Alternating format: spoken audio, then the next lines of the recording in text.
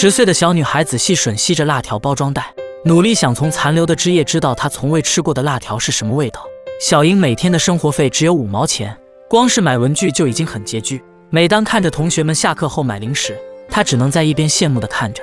小英一家住在海拔3200米的云南昭通一个小村庄，母亲不堪忍受邻里欺辱，在小妹1岁时离家出走，再也没回来。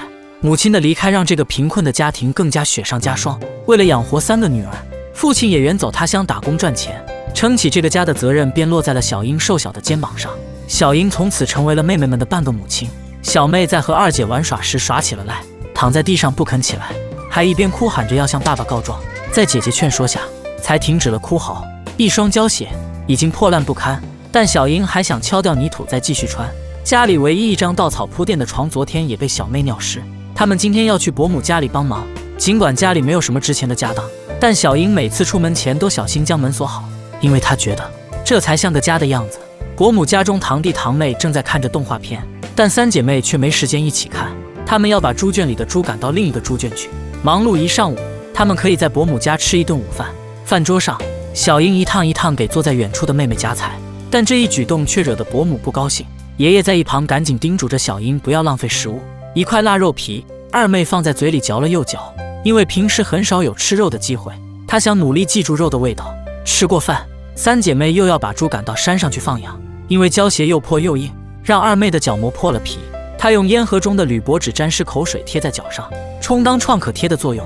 赶猪的闲暇时间，小英就给2个妹妹抓虱子，但妹妹头上的虱子好像永远都抓不完。放完猪，小英又要赶忙去打猪草，因为衣裳单薄，高海拔的气温让小英始终吸溜着鼻涕，喘着重重的粗气。回到家一刻也不闲着，地里收来的土豆，小英将成色不好的清洗干净，端进去给伯母煮熟，再混着猪草踩烂，用来当做猪饲料。连轴转一整天，小英终于得空闲下来吃饭。而这次伯母单独给3姐妹盛了一碗菜。家里没有电视，她们还想在伯母家多看一回，但是天色已晚，只好恋恋不舍地打着手电回家。昨晚尿湿的床还没有干，2妹吵闹着不想睡上去。在姐姐颇有威严的一句吼声下，2个妹妹乖乖上了床。看着妹妹手脚笨拙地洗衣服，小英连忙抢过来帮妹妹洗。冰冷的井水将一双小手冻得通红，脚上的解放鞋破得不光漏水还渗泥，鞋子里满是淤泥。她用火一遍遍地烘烤着，抠掉里面的淤泥又能穿上好久。烤土豆就是家里唯一的食物，纵使味蕾已经厌倦了，但肚子却迫使他们不得不往下咽。听说爸爸今天要回来，3姐妹早早就在村头等候。看到父亲的身影，3姐妹开心地迎了上去。久别重逢让2个妹妹瞬间化身话痨，叽叽喳喳给父亲讲述着家里的事情。小英脸上也罕见地看到了笑容。一到家，父亲就给脏兮兮的小妹烧水洗手。从父亲温柔的眼神里能看出，并非是父亲狠心抛下孩子们，这双手如果抱起你，就无法养活你。彼时大山里的农村条件实在是无法负担3个孩子的读书和生活，外出打工是父亲迫不得已的选择。小英从菜地里摘来一颗大白菜，搬出了许久没使用过的饭桌，用扫把拂去灰尘。虽然父亲只是短暂回来几天，但这个家庭好像一下有了主心骨。爷爷和父亲商量着再娶妻的事情，但是父亲却说不着急，后妈一定要对孩子们好才行。挂面煮青菜，在我们看来是主食，但却是他们唯一一道菜。为了让小英能够去上学，父亲打算留小英一个人在家里跟着爷爷，带着2个妹妹去城里打工。原本父亲还担心小英不愿意，但懂事的小英脱口而出愿意跟爷爷过。到了分别的日子，小妹不愿和姐姐分开，又哭闹着耍赖起来，安慰好半天才停止抽泣。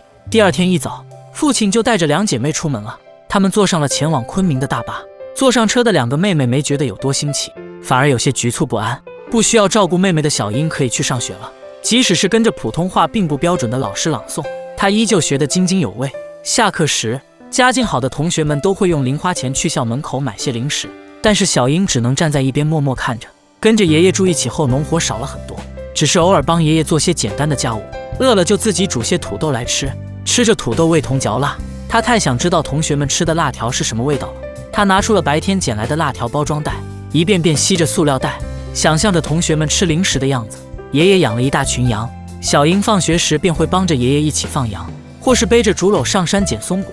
回去路上却被一个女孩拦在了路上，仗着有家人撑腰，小女孩表情凶狠，最后双方撂下狠话不欢而散。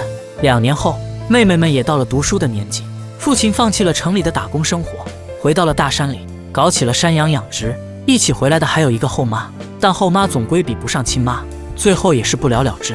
纪录片拍摄于2010年，如今已经过去了10多年，三姐妹家庭条件也已经改善很多。